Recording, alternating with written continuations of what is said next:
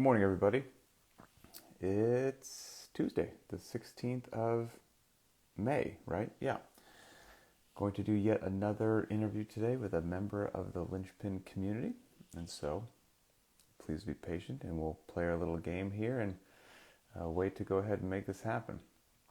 Tanner, I see that you just joined there. So I'll be on the lookout for a invite to join the old live video here, and I'll accept. All right, here we go. I think I got it.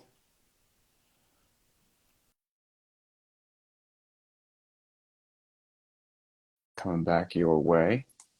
We'll make this happen. Appreciate the patience, everybody. Oh. Hey, can you hear me? Yes, yes, I can. How are you? I'm doing well. How are you? Hey, good. With that, the helmet was going to be addressed. Right, yeah. I figured I'd get out of the way early. Yeah, I mean, how could we not here? Well, hey, again, thanks for making this happen, man. I appreciate it. Yeah, of course. Thanks for Yeah, having me. and so you just completed the cross country move, right, from Oh, Nevada out to the East Coast. yeah. We went from Nevada or Las Vegas to Dothan, Alabama. So about Okay. 1,900 miles and some change. So that was a lot of fun. Is it a good change for you and the family, or one you just have to endure?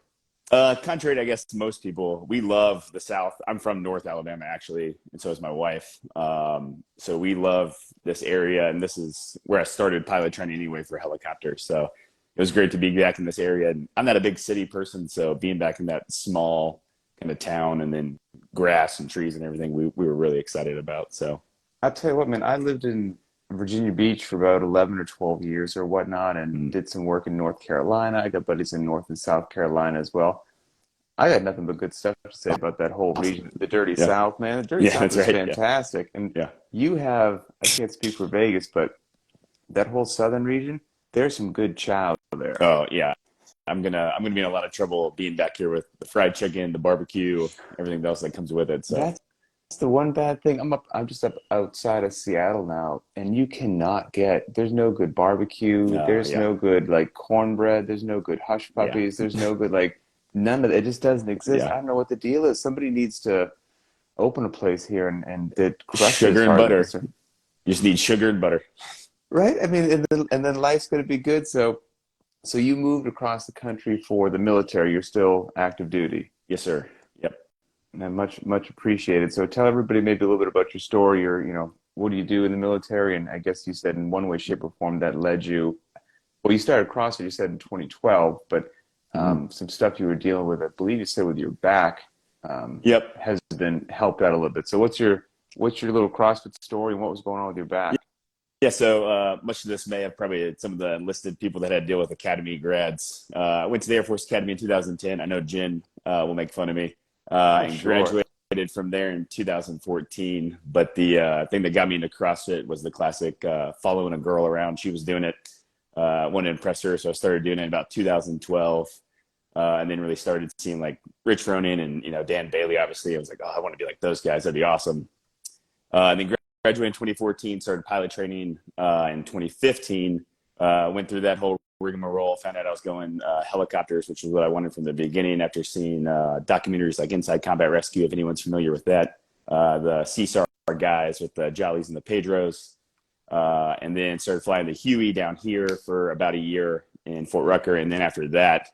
Found out I was going to 60s in Okinawa, Japan. And then that's really kind of where I wouldn't say, well, that's, yeah, mostly where the back, terrible mobility in terms of actually doing it. Mm. And then classic, just amped up, ready to go, ego lifting kind of stuff. We can talk about, I mean, a little bit more later and stuff too, but, always trying to, if it said, you got to do a 5x5 at like 90%, I'm going to do a 5x5 at 90%, hell or high water, full send every single time. And then the next day do some deadlifts and stuff from there. So my first deployment, we went to the Horn of Africa. I had a couple 11-hour and 10-hour missions where we were Oh, just circling the entire time because we have the probe up front, so we can stay in the air for as long as our flight duty period will let us. as long as you So want, huh? that's right, yeah. And wearing body armor too. I mean, it just sags on you and everything else. And in the Black Hawk too. I mean, it's a great helicopter, but it wasn't designed for people to sit in it for more than an hour and a half, really. So you're kind of hunched over and your shoulders are all rolled forward, trying to hold on to my legs are kind of up in my chest a little bit too. And then you got body armor on top of that, mixed with all the vibrations from the helicopter that's 30 years old. So there was one day I woke up, we were sleeping on cots because we were in a fob with some guys. And when I woke up, I mean, it was just one of those days where I could not move. It was almost like low crawling around everywhere I needed to go. So that wasn't great. And then luckily they had a GHD there. And I looked up some stuff online and started doing some GHD work. And that was almost 180-degree difference there. And I finally figured out, okay, my hamstrings and my lower back are probably pretty weak. And I also, again, tried to do like a big heavy deadlift after flying for that long. And so after being seated for 11 hours. Yeah, that probably wasn't the best idea in the world. But, you're all amped up after a mission and stuff and you're ready to go mess around a little bit. The classic mess around and find out. I walked out very quick from there. And then I had a buddy that I was deployed with. He showed me your Instagram, actually, where you're posting the free workouts. And that's kind of what got me into Linchpin, at least opening up. And he was like one of my better friends there. So Connor, I don't know if he's even watching or not. He may be, but he showed me the Instagram workouts. So we started following that because I was kind of going everywhere, doing a couple of different things, following an old gym I used to follow in Colorado. I like them a lot, but it was very simple in terms of like, I'd never done the death by calories and stuff like that. I remember doing that. I was like, this is terrible. Who programmed something like this? I was going to say, I actually find it interesting that you were intrigued by, what I post for Linchpin, because as you well know, we don't lift every day. And I know that you love lifting and you love the heavy barbell. And so I find that interesting that it actually had some sort of attraction to you. Well, it was great because I wasn't a big lifter. It was really probably the past like 3 or 4 years I got really, really big into more lifting kind of stuff and focusing on a little bit more. But it was the classic deployment thing too of like, well, I've got so much time. What am I going to do with it? And I was like, well, I'll do this in the morning and I'll do like a traditional power lift kind of thing in the afternoon and stuff like that. But then we ended up like, again, it was classic. I ended up burning it out. So if I only wanted to do something for 20 minutes and it felt like I actually did something, it was like, okay, well, what did he post on the Linchpin page, and we'll follow that. So that's really what, like, I was like, okay. And then I think BTWB came out probably around, well, I mean, you know better than me, but it seems, I know I started paying for it in 2018, like right at the beginning of the year, and then just staying with the track from that point on. Yeah, that makes sense because, I mean, I started posting Linchpin workouts in 2013 or 14, I think 2014, but the private track didn't exist. I was just posting workouts, and I didn't have any intention of even starting the private track. It just wasn't some thing that I was like my grand plan. The people just started asking for stuff, So everything that developed wasn't my idea. Somebody else was like, "Hey, you should. Hey, you should. Hey, you should." And here we are. I don't have any good ideas. I just try to listen, and we go from there. So, you're a fantastic, positive, fun voice in the community. I mean, people love your posts. They're lighthearted. Like, you take what you do seriously, but you don't, maybe it doesn't look like you take yourself too seriously, like that nice kind of mix there. Yeah. And as you well know, people are they're just intoxicated by heavyweight. Yeah. I mean, they love it, and it's the most fascinating videos, and people love it. And you're arguably, I would assume, the strongest individual in Linchpin. So what I find so interesting about your story, and you've been vocal about it as well, is I've been very open and honest. It's like, look, if you come to Linchpin, you tell me that you can hold a 5-minute mile for 10 miles. I know you're probably not very strong. And so to get you more well-rounded, a year later, I expect you to be a little bit of a worse runner. Because we got to even you out. You're way lopsided to one side. So as somebody like yourself who already came in like really strong, I was like, well, I hope this guy's okay with it. There's going to be some sort of leveling out on the terrain. I don't care. He's going to be out there running, doing strict gymnastics. Yeah. We're going to be going long. And so he's going to have to give up a little bit of that top end numbers to make you this more equal individual. And that hasn't happened. Yeah. which is hysterical. So I think people find that fascinating. So chat a little bit about it if you know off the top of your head, like what were some of those numbers you walked in with that I quite frankly expected to go down because you know the deal. We lift heavy. Oh yeah. With respect to heavy days, we have a dedicated classic heavy day, I would say once a week. And usually in that week, there's not only a classic heavy day, there's probably one heavy day at a high heart rate snuck in Oh there yeah, for too. sure. That's only 2 days, Mhm. so we have a little chat about that. Yes. So the easy numbers to remember were uh, the big three. So my bench press coming in, which I mean we don't do a whole lot anyway, Right. but I think that was like 275. My back squat was around 425, and this would all have been around like 2017, 2018. Um, Deadlift was 500 pounds, and then I think I had an overhead squat of like 315, but I hadn't touched that. I did that in 2016 and then hadn't touched that for a while.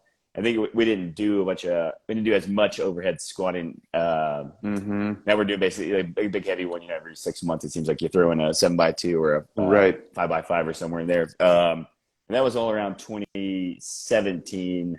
And my mile, I was doing a lot of air runner stuff, but I wasn't running that much. I think my mile, well, just easy to remember. My 11 or my 1.5 mile for the Air Force PT test was like 11:13 or something like that. Okay. I always held it that, which is by no means blazing speeds and stuff like that, but it's good Moving enough for just an Air fine. Force. Yeah, Yes, yeah, it's moving good just enough for an fine. Air Force officer, so that's what I'm gonna stick with there. And then now, let's see. So yeah, it's seen in the title there. Yeah, I hit it 550 for 2 on deadlift yesterday before doing the death buys, and then my back squats at 565, clean and jerks up to 360, and I think the highest I was there starting out was 320 or something like that in Okinawa, which had again been like start of 2017. Um, so I'm up 40 pounds over there over 5 years. And then let's see what else. A deadlift, well, it's probably a little bit higher than 560 if I'm doing 2 for 550. So somewhere in there. But that was what I hit recently was 560. So those are all going up. And then, I mean, it's treadmill running, but those 3 1 mile repeats, I think it was 735 for the 3 1 mile I repeats. remember And that.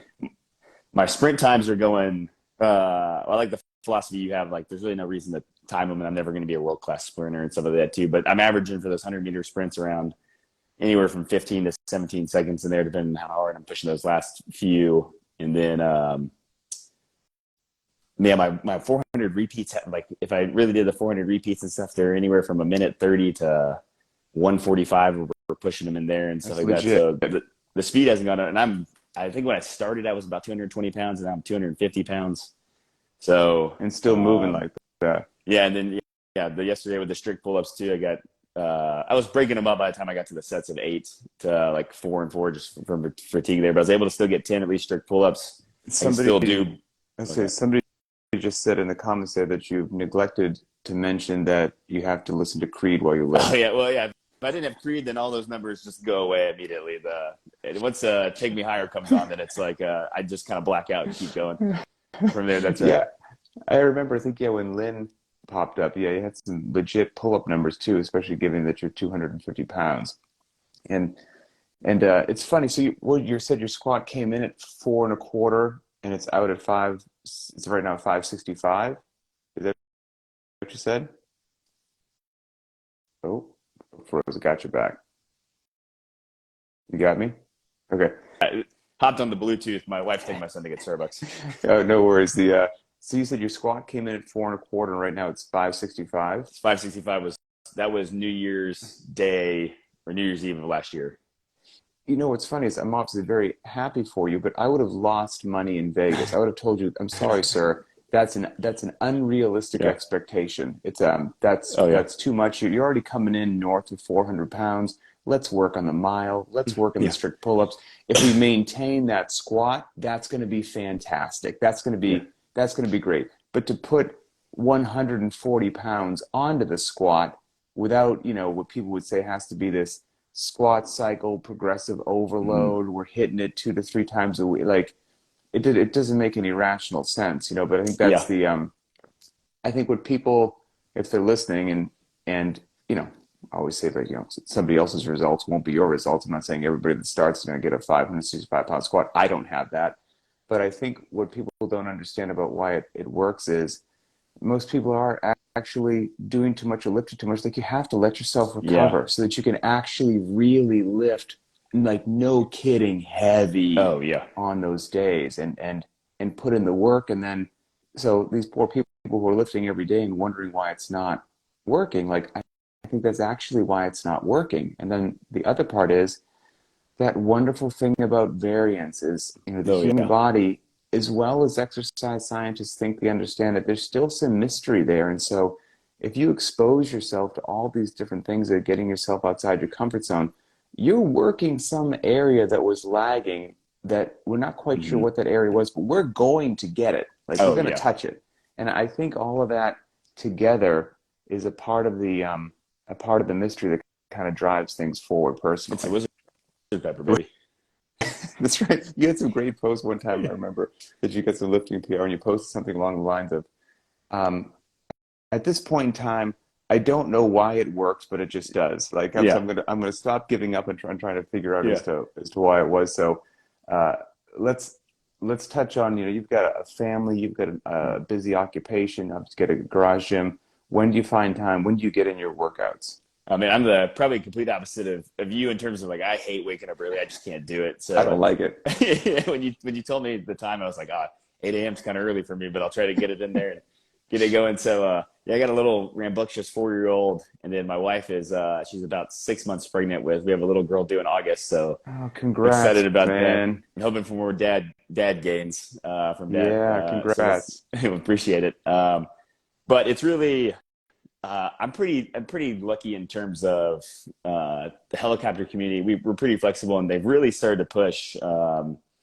It's called like PODIF, and some people in the military are not talking about, but it's more focused on like physical and mental health Oh, good. for members, and they like dedicated time. They're bringing in PTs, they're bringing in strength and conditioning coaches and stuff into the squadrons. So it's making it because they're trying to with retention rates, and again, everyone who flies has back problems. Who would have thought with these cramped Hmm. things that we're never meant to be in as long as we're in them. So with that, I mean, I have a lot of flexibility usually throughout my day to like go get an hour and a half in for a workout. And like our squadron has a gym inside of it. The one in Okinawa had a great gym built Oh, inside of it, nice. full decked out with like $50,000 or $60,000 of road gear that they gave us for that pot of money. And then same thing with this one, they're renovating the building, so they're probably gonna make the gym area a little bit bigger, and bring in like hopefully a PT and stuff for like the students and the instructor pilots and everything else. So usually, yeah, if I work out, it's usually anywhere from like after lunch to before 5 p.m. So right now it's going to be the heat of the day for everything here, but that's usually when my body feels the best.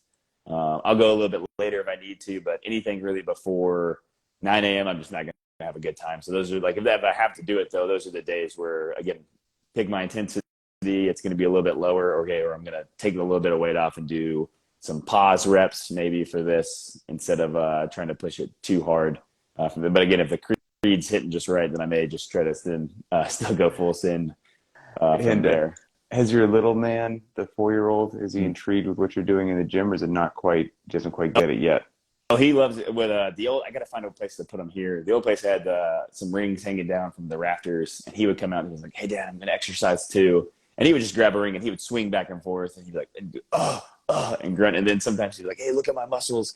And he'd come over to the bar that I was lifting and try to like pull on. He'd be like, "Man, that's heavy, but I'm doing pretty good." And it's like, "Yeah, you are, buddy." Oh, that's Uh, cool, and man. he'll come in every night. He's like, just in the middle of the night sometimes, or well, in the middle before going to bed, he'll be like, "I got to get my exercise in. I forgot to." And he'll do like running in place, and then little push-ups that it looks more like he's doing the worm, but it's pretty funny. So hopefully, it's getting instilled in him.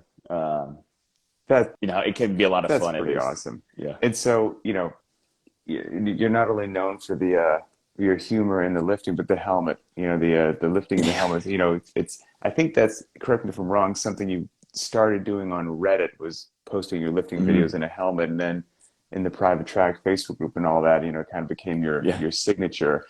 And then it's like becoming I don't know what you've done. It's Yeah. becoming It's like hysterical. a subculture within Yeah. Linchpin. Like I'm seeing more and more people busting out all sorts of different types of helmets, and it It's great. cracks me up. Yeah. It's fantastic. But again, that's what I say. Like, I'm just sitting back here, driving the bus, but all the people on the bus are the personality, the culture, and all that. Like, and I see stuff like that develop. I didn't develop that. You did. it's so cool. Like it's just fun and lighthearted. And if people are having fun, well, then there's the secret. They're actually going to work out more frequently because they're Exactly. Yeah. enjoying it. It's not work. And then guess what? Good things are going to happen. Like, so Oh, it's oh yeah. all roped in together, and people like yourself are a part of that. So I genuinely appreciate that. I guess, I have to ask you, is anybody you want to give a shout out to, or bust their chops a little bit, or give them, Oh yeah. anything at all? Well, yeah. Going back to the helmet, my wife. It was really mostly to annoy my wife a little bit and stuff too. That's where it all As comes any back good to. husband would. Yeah, exactly. So I laugh sometimes when you in some of your very not randoms or Instagram posts, you're like, "Well, I'm laughing at Emily today for X, Y, and Z," and I'm like, "Oh, well, that's 100%. cracking up there." So, but I mean, yeah, Ben obviously in France. That's my big buddy in the group where he's always pushing me. So when I was in Japan, I would always try to set a time for him to be, and then of course he'd always smoke me in half the stuff we were doing anyway. He's a mutant. Oh, he's insane. I mean, everyone's got to talk about him. Right, right. He's out of this world. So, and what I don't know, whatever they're having the South region of France, whatever they're feeding the people down there, but I can't wait for his kids to hype on the CrossFit program. Yeah. And then Nicholas up in Canada, the dude's positivity is just unmatched by anybody else. So I love seeing his big smile on there and talking about whatever he's doing, whatever triathlon or marathon he's running, and then doing the Linchpin. That's always great. Jen also, Army buddy, got to make fun of her, but I love the back and forth there with Jen. oh yeah, it's great, and she's always sending me memes and stuff too. So she's a lot of fun. I mean, it's like you said, the list could go on and on. Jill and Greg are always putting lightning bolts and bells on everything else too. And then look at Ben's coming on there. Excuse me, I thought you didn't speak English, Ben. Yeah, exactly right. So I mean, the community, like everyone comes on here and says, is just incredible. So that's what makes it a lot of fun and enjoyable to get on there and post and see what people are doing and how they're doing. Yeah, and the helmet thing is cracking me up. I didn't really think he was going to jump onto it. I'm gonna have but it's been to hysterical. get one now. Yeah, well, me and Jen always bet, like, what's the day that he's going to put one of his buds helmets on? I'm looking at one right now. I'm like, well, I guess I got to throw that on eventually. But something Yeah. for. I think, the group may implode. At least at that point, I'll have made it there. Yeah. If I get you in Creed in one of your helmets, then it'll be That's great. it. Case Yep. closed. Yes, sir. Well, man, I genuinely appreciate it. I know you got a lot going on. I know you got a family, and I appreciate, like I said, you're a part of what makes the community special, and keep up that positive energy, and we'll keep doing what we do, brother, and stay Yes, safe sir. out there. Teaching people how to fly helos.